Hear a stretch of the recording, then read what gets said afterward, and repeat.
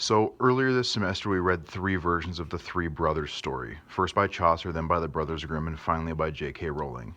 And there are so many themes that pop to the surface in this story: greed, death, or even man versus nature if you reach hard enough. But a theme that I never saw until I was assigned this project was a theme of entitlement. First, in Chaucer's version, we have the partner and his two accomplices. They all feel entitled to the gold that death had offered them, and they end up killing themselves, and no one gets the gold. In the Brothers Grimm version, it's a little bit harder to pick out the entitlement theme.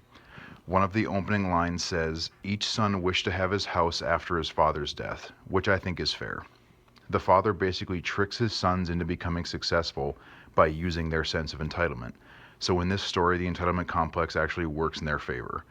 Lastly, the Harry Potter version. Magic is easy for these guys, so it's not a difficult or a fascinating thing that they were able to fashion this bridge over the river. When death appears, he uses entitlement to get the two oldest brothers to select gifts that he knows will eventually kill them. But the youngest brother doesn't trust death and selects a wise gift and ends up living a long, assumingly happy life. Kate Rourke writes in an article titled "You Owe Me" that parents have instead instilled in their children that the idea of entitlement should have positive connotation, and that any public program should be favored and supported, and that labor is no longer a term to take pride in. My dad installed swimming pools for a living, and he's the hardest working, happiest person I know. It's time that we as Americans get back into the mentality that a hard day's work is the most rewarding paycheck you can get. Nick Eberstad wrote a book called The Nation of Takers. The major takeaway in this book is that in the fact that in the 1960s, entitlement payments like welfare, Medicaid, and unemployment accounted for less than a third of the government's total budget. Those numbers are on par with the Great Depression. Today, they account for over 2/3 of the federal budget, almost $7 trillion. That means that the government paid less in 1940 during the height of the Great Depression for entitlement payments than they do now, with inflation taken into consideration. I found a blog author by the name of James. He rhetorically asks, "As Americans, aren't we entitled to be secure in our persons, houses, papers, and effects? As Americans, aren't we entitled to keep and bear arms? Aren't we entitled to freedom of speech and freedom of the press? As Americans, aren't we entitled to peacefully assemble and to petition the government about our grievances? Yes, yes, yes, and yes." Technically, he's not wrong, but the big thing that he's confusing is that rights with a capital R is different than rights. Webster's dictionary has 12 definitions for rights and one definition for rights with a capital R. That capital R is for the men and women who died to give us those rights.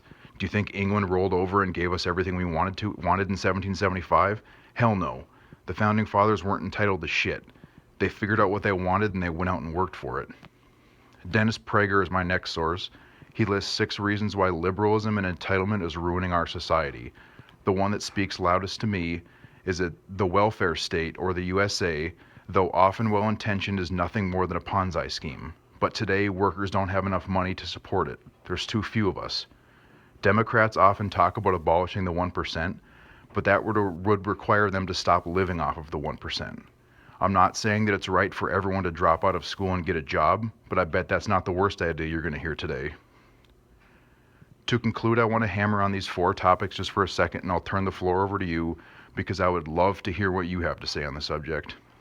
Number 1, healthcare is something that people seem to think is a right. Well, it's not. It's a service, and nobody has the free right to a product or service. Number 2, minimum wage, i.e. the fight for 15, is bullshit. You have minimum skills, minimum education, minimum motivation, and a minimum contribution to the well-being of society. So why the hell should you make as much as an EMT that actually has worth in our society? Number 3, feminism. You're not entitled to anything that I've worked for just because you're female. Having a vagina, just like having a penis, doesn't automatically entitle you to shit. The wage gap goes hand in hand with that. It's a myth. It was fabricated from thin air. If you want to make as much as a male engineer does, become an engineer. Don't get a gender studies degree and bitch that you're making half of what a doctor makes. The mission of feminism is complete. Men and women are equal. Don't turn feminism into something else because you'll look dumb trying to do it. If you work for what you get, then nobody can say anything about it.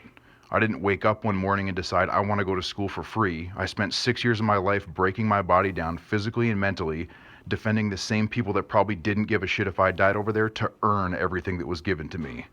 And finally, number 4, narcissism, the me complex. At some point, everyone's parents are going to tell them that they're special. They're wrong. No matter how complex you think you are or how edgy you think you might be, know this shit hard. There are a million people out there just like you. There are no participation trophies in life. It's your future. Go out and earn it.